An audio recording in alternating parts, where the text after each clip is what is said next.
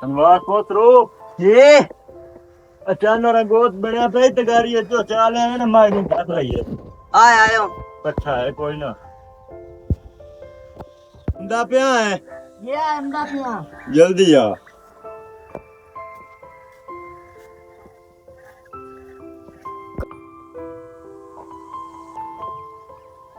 कोई रोला ते बैठते हैं।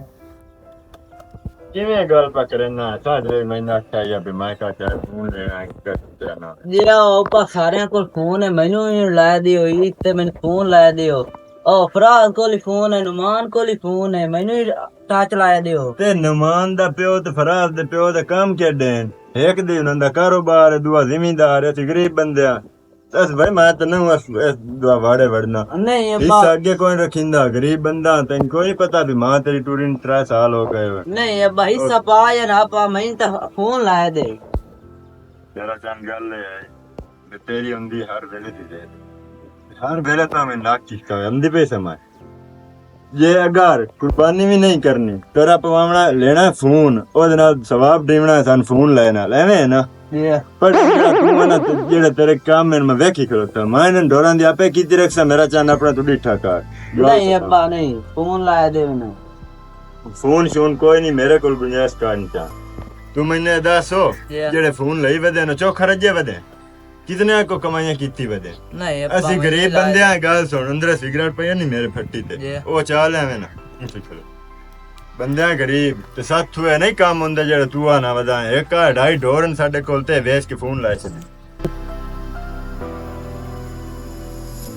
हाय पुनु कोई ना साथ चलता अब्बा मैं तो मोबाइल ला दे मैंने भावे औखो में सौखो में मैं तो मोबाइल ला दे भावे आ मेरी बच्ची चा वेच मैं मोबाइल ला दे या तो मैं जानदा पियो मेरी बच्ची चा वेच मैं तो मोबाइल ला जा फेंकी दे किधर मैं जिदे भी जावां मैं मोबाइल ला दे भाई अगला नहीं पता ठीक है ए हम तन कान पढ़ाए और मेरा चानो मैंने फोन लाया दे मैंने किसे नहीं पढ़ाया मैं बच्ची काई नहीं बेचनी ते तेरा जिवें दिल लेना तू वहीं च कर चाह अपनी बिस्तरा बोरी ते निकल तू घर मेरे विच ठीक है मैं योग्य मैंने औलाद दुते यो भरोसा अब जेड़ा मैं वेखी खलोता मेरी बाई कलियां मेरा जान मेरे लु तू वेला मैं बड़ा जानदा पिया जा जा मैं दस भी खाई सही भी मैं ले वदाऊं आ चाहिए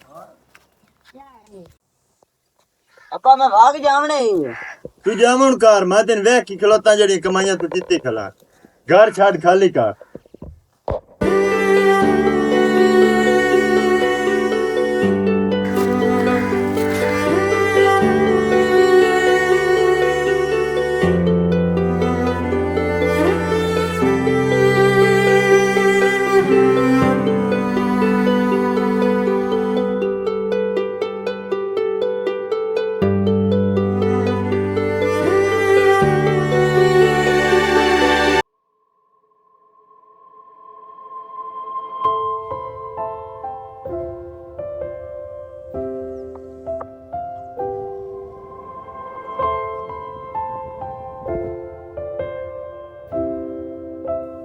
यार कहाँ फेंक दी है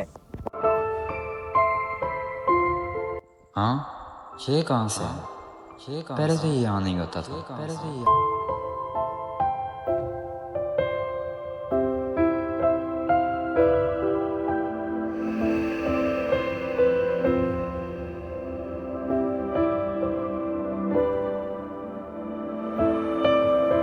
यार कहाँ रह गए हो? आया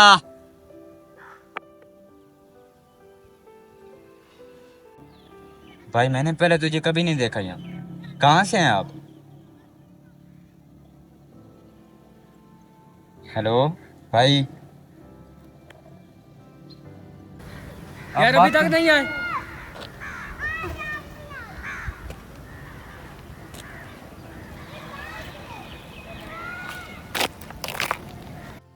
सलीम भाई ये कौन है? यार इसलिए आया नहीं हूँ कुछ बोल नहीं रहा ये उसकी तो हालत भी बहुत खराब है यार। भाई कुछ तो बताना है आप कहाँ से और हमने तो आपको देखा नहीं है कभी यहाँ मुझे तो यार लगता है ये बहुत गरीब है। भाई क्या बताऊं मैं गांव से हूँ मेरे पापा ने मुझे खर्चे की वजह से निकाल दिया मैं मोबाइल के लिए जिद कर रहा था। हम पंजाबी हैं गांव के रहने वाले हैं। आपको वालिदैन क्या करता है? वो यही खेती बाड़ी करता है। गुर्बत की वजह से उसने मुझे घर से निकाल दिया। 15 दिन से मैं यहाँ पर पड़ा हूँ, भूखा था, प्यासा। मुझे किसी ने नहीं आकर पूछा कि आप यहाँ पर कैसे पड़े हो। वैसे आप रात को कहाँ सोते हैं?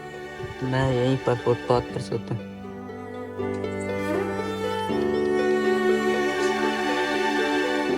अब्बू ने तुम्हें किस की वजह से निकाला है आपको घर से? मेरे साथ दोस्तों के पास मोबाइल है, इसलिए मैंने मोबाइल की मांग की। गुर्बत की वजह से मुझे उन्होंने घर से निकाल दिया और पता भी नहीं किया कि वो कहाँ है। मेरे साथ दोस्तों के पास कपड़े हैं, हमारे पास पैसे नहीं थे कि हम नए कपड़े ले सकें। और हमने अभी तक कहीं कोई इंतज़ाम नहीं किया ईद के हवाले से, मतलब कुर्बानी करने का।